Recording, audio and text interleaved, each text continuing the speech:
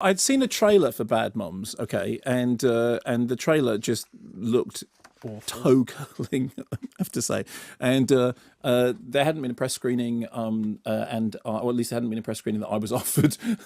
So it was on Wednesday night. So I went to see it on Wednesday night in one of the finest local multiplexes near to me, and went in, and I tweeted for one, queuing up to buy tickets for this thing. Thank you very much. No, you're welcome. Because, expecting that I was going to have a hard time. So it's from the writers of The Hangover.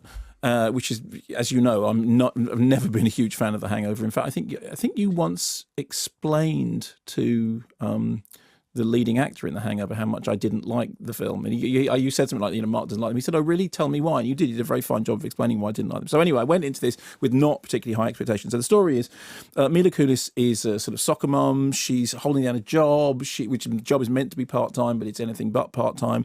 She's dealing with a slacker husband who thinks 2 conference calls is a big deal, and believes that internet sex isn't cheating. That doesn't count because it's the internet. And basically, and juggling all these things, she's got 2 kids who have completely different needs. One of them is very, very sort of high achieving and absolutely obsessed with getting into college. The other one is imagines that his mum will do his homework for him. Finally, everything kind of falls apart, and she meets up with 2 friends who decide that what they're going to do is, rather than being great, but they're going to become bad mums. They're going to become mums who just don't do all the PTA stuff, cake bell sales that they're meant to do, but actually remember that there were other things that they enjoy more. Here's a clip. You know what my favorite mom fantasy is? What? Uh-oh. Having a quiet breakfast by myself. Oh, that is so hot. Sounds glorious. Oh.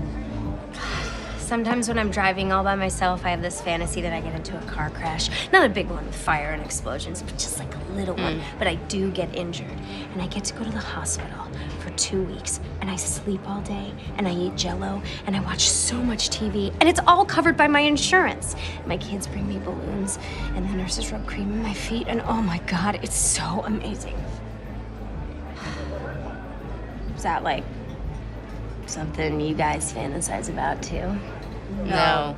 See, the weird thing with this is that the suspicion in advance from the publicity is that basically what it was going to be was The Hangover, but with, the grossness turned down and the genders just simply reversed in a kind of opportunistic post-Bridesmaids kind of way. Like we've seen that can work, so let's sort of follow that formula. Now, to be clear, this isn't Bridesmaids. It doesn't have the poignancy or insight or that of Bridesmaids. However, it has enough jokes that are on the money about the way in which it's possible for life to completely stress you out in terms of all the things that you're meant to be doing, in terms of all the sort of things that you're meant to aspire to suggest that firstly the writers have actually done their research and know what we're talking about, and secondly the lack of grossness in the gross out humour, which some people have said, it's Hangover Light, for me is an absolute bonus, because I was never impressed by the grossest stuff in The Hangover. It always bothered me. In fact, there's one section in Bridesmaids in which it sort of seems to be attempting to play to that market, which actually feels kind of slightly outplaced with the film itself. In the case of this, I sat down, and it was with a heavy heart. I make no bones about it. I thought, okay, open mind, it might be fine. I'm sure all the best jokes are in the trailer, and I didn't laugh at them in the trailer. And the film started, and I laughed, and then I laughed again, and then I chuckled, and then I sort of smiled, and then I was about 10 minutes in thinking, this is actually funny. Is it a full cinema? It was a Wednesday night preview, so I think it was the first screening. It was pretty full. It was about half, 2/3 full, which for a Wednesday night isn't bad at all. And the whole of the rest of the audience seemed to be enjoying it as well.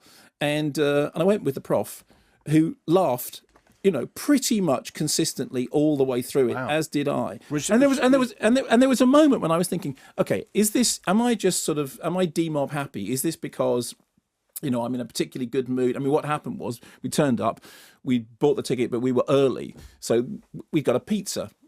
We sort of a pizza. Exactly. We on a Wednesday. On a Wednesday, we had a pizza on a Wednesday. That was the kind of crazy go nuts. How far have you gone from your Methodist roots? Exactly. I mean, seriously, I was just like, it was like Las Vegas. Amazing. But Southampton. And The reason it worked as well as it did was firstly because although the material isn't razor sharp, I think actually it is better than some people would expect, certainly better than I expected in terms of its observation of a particular situation. Secondly, it's a very, very likeable cast, all of whom do make the most of all the gags. I mean, whilst it doesn't, as I said before, it doesn't have the depth of Bridesmaids, what it does have is a peculiarly high hit rate of laughter. And as you know, I mean, me with my tin ear for comedy, I spend enough time sitting in things thinking, I know everybody else is laughing and I'm just not finding this funny.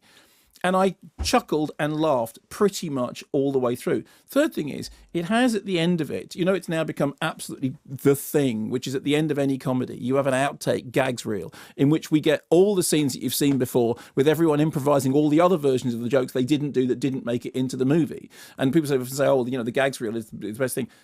You don't get that in this. You do get a sort of an end credits reel, but it's much more in the line of something like When Harry Met Sally, and it is the best end credits reel I've seen on one of those movies. And so oddly enough, I thought, and I mean, believe me, no one is more surprised than me about this, because everything about it said to me, this is going to be cynical and unfunny, and actually I thought it had a certain degree of heart. I mean, there are some problems, not least the fact that Mila Kunis never looks like she's anything like as hassled as the character she's playing is meant to be.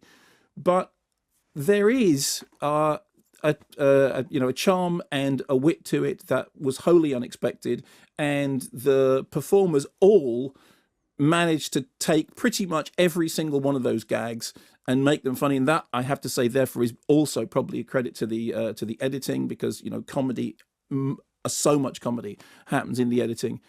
And I laughed all the way through, and as I said, nobody was as surprised as I was. It was a real unexpected treat.